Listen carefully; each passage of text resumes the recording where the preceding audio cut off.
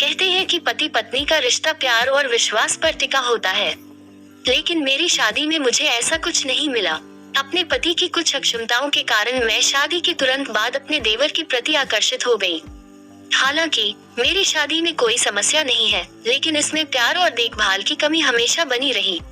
शादी के बाद आमतौर पर विवाहित जोड़े एक दूसरे के साथ अच्छा समय बिताते हैं, लेकिन मैंने अपने पति के साथ नहीं बल्कि यह समय अपने देवर के साथ बिताया। 3 साल तक मैं अपने देवर के साथ रिलेशन में थी, लेकिन फिर उसने शादी कर ली। शादी के बाद हमारे बीच चीजें खराब होने लगी। मैं उसके प्रति वफादार हूँ, लेकिन अब वह मुझसे ज्यादा अपनी पत्नी के साथ समय बिताता है। अपने रिश्ते के बारे में वह मुझसे झूठ बोलता है। वह कहता है कि वह केवल मुझसे प्यार करता है, अपनी पत्नी को पसंद नहीं करता है।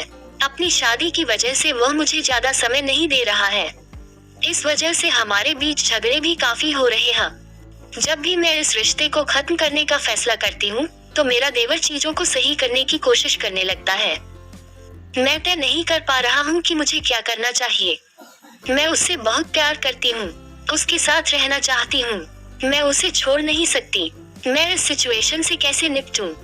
डॉक्टर रचना खन्ना कहती हैं कि मैं समझ सकती हूँ कि इस सिचुएशन में पढ़कर आप कैसा महसूस कर रही होंगी, लेकिन यहाँ एक बात समझने की जरूरत है कि आप दोनों की जिंदगी पूरी तरह से अलग अलग है। आपके बीच न केवल देवर भाभी का रिश्ता है, बल्कि आप दोनों ही अपने जीवन साथी के साथ अपनी शादी को निभाने के लिए बाध्य भी हैं। अब आपके देवर की शादी हो गई है, ऐसे में इस रिश्ते को पहले जैसे रखना न केवल आप दोनों के लिए कठिन होगा, बल्कि इसके परिणाम भी विनाशकारी हो सकते हैं। अगर आप दोनों इस रिश्ते के साथ आगे बढ़ते हैं, तो इसकी कीमत पूरे परिवार को चुकानी पड़ेगी। अगर आप दोनों वाकई में एक दूसरे से बहुत प्यार करते हैं, साथ में रहना चाहते हैं, तो आपको अपने रिश्ते को एक नाम देना होगा। अगर आप दोनों पूरी तरह से एक दूसरे के प्यार में पागल हैं, तो अपने लिए एक स्टैंड ले सकते हैं। इस बात में कोई शक नहीं कि आप दोनों के साथ में होने की खबर से पूरे घर में एक बड़ा तूफान आ सकता है। इसके कुछ बड़े घातक परिणाम भी हो सकते हैं, लेकिन अगर आपको लगता है कि आप दोनों साथ में पहले से ज्यादा खुश रहेंगे, तो आपको अपने लिए ये कदम उठाना होगा।